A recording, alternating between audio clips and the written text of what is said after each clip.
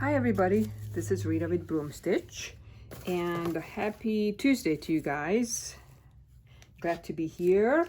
A couple of things going on. I have finished the Emily journal and I want to share the flip through with you. It is listed in my eBay shop. The link is below this video. And if you haven't yet, I would appreciate if you'd subscribe if you want to follow along on junk journal creation and tips and ephemera making and things like that.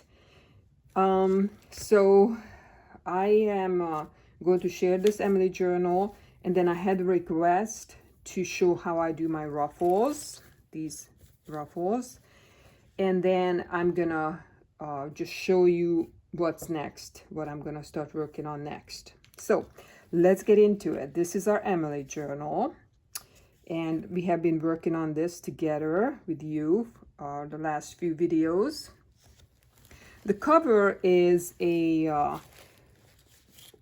old file folder that I covered with a coffee dyed and aged quilt piece. That was a quilted pillowcase.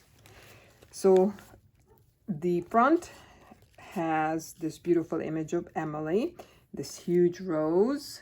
Again, it's coming through yellow. I don't know why, but it's just off-white. It's like ivory color is what it is. And then lots of layers here, layering, and a big ruffle that kind of goes to the back of the book also. And this is what it looks like. So let's get into it. The size will be in my is in my listing, I should say. And so the front, when you open it up, I made this pocket out of this is a sewing pattern, and I just sewed that together. So you can just open this up and store whatever you want in there, ephemera or pictures or whatever. This is the flip up, little mini collage. We worked on these last time, I think. These page edgers. Yeah, this is the mini page edger, and this is the large page edger here. This is one of the big ruffles that I make. Lace. Pocket has tags in it. A scrappy notepad, book page, and then here's one of the envelopes we worked on, and then inside I just put a tag in here for you. And then this one is a tuck spot that just lifts up, and you can write right there. Here's another pocket. This is an actual picture, an old picture that I decoupaged over with a sewing pattern. And then so this is just a pocket here with goodies, more collaging.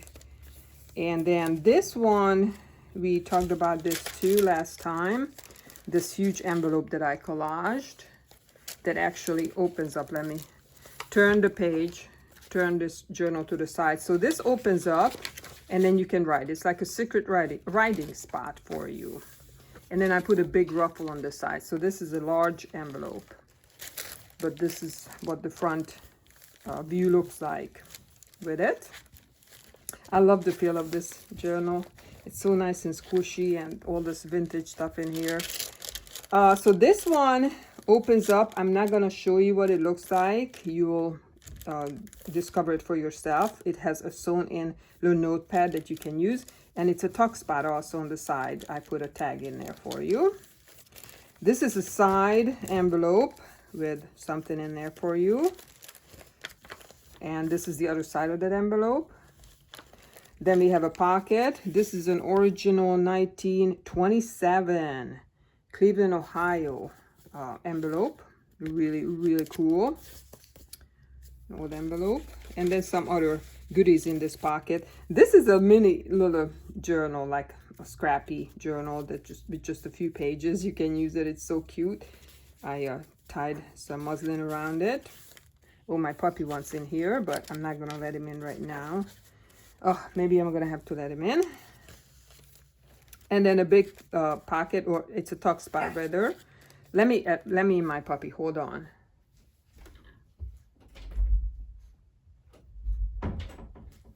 Sorry about that. And And so this one lifts up, and it is a writing spot.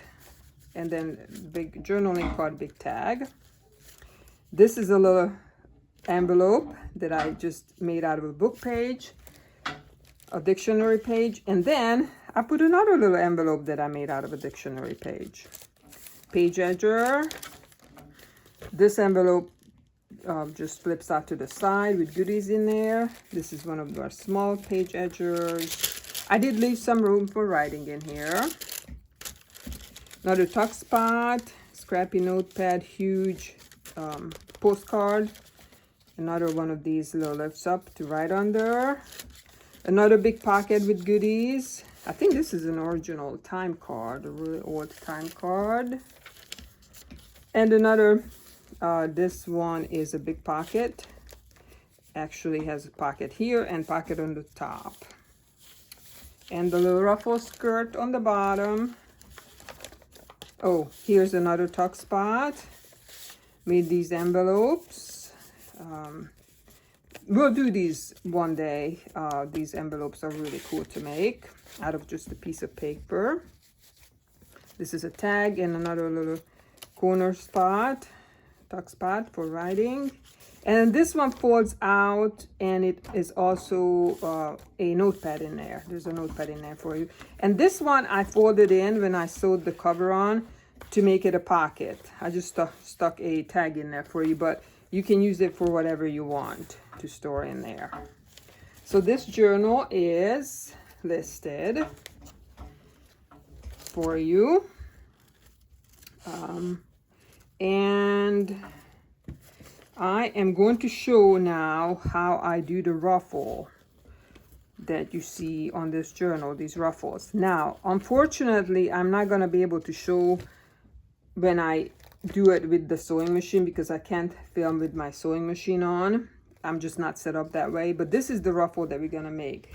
So basically, all I do, let's say this is under my sewing machine. Here's the page edge. That's where, you know, I put the ruffle. And I just go like this. I just put my fabric and I scrunch it up. And I just take this through step by step. You know, I just push it up as my sewing machine goes. I just keep pushing this up with my hand. There's no rhyme or reason to it. There's no perfection. I never redo it. I just go like this, and as it feeds into my sewing machine, I just go up like this. Okay, just keep going like this with your sewing machine. So that's all I can tell you. Thank you for that question. Anything that you want me to show you guys, I'm happy to do that. The sewing part, unfortunately, like I said, I'm not set up for that to film with. And what's coming next is I'm going grungy. So this inspiration came from Lori, Girl on the Ridge, and these are going to be, my idea is to make twine binded journals. So the covers will be these Amazon boxes. So I have several of them started here. Basically, all I've done so far, and we're going to work on this together, you and I together, you guys, is I just basically tore, you know, pieces of Amazon boxes, just like you see here. This is our starting point, okay? This is how far I've gotten so far. I'm going to be working on this with you. So this is going to be the front cover, back cover, and then we'll have the journal inside. Front cover, back cover. This will be another journal. So yeah, and these are going to be really grungy, and twine binding is what I'm going to attempt to do. Now, if it turns out that I don't like the twine binding for some reason, because I haven't, all these years I've not done the twine binding. If it turns out I don't like it, then I'm going to scrap that idea and we'll go a different direction. But that's the idea right now as I'm starting out. So just stay tuned. I'm hoping to do a video tomorrow. Was it Wednesday? Wednesday or Thursday? Probably tomorrow with the next steps and what I've done until that point. So yeah. So if you want to follow along, just take any box and make them into about this size, about 5 by 7 or so sizes, pieces, you know. So that's gonna be our next exciting project. And this beautiful Emily journal is listed in my eBay shop. So thank you so much, guys, and I will talk to you guys later. Peace out.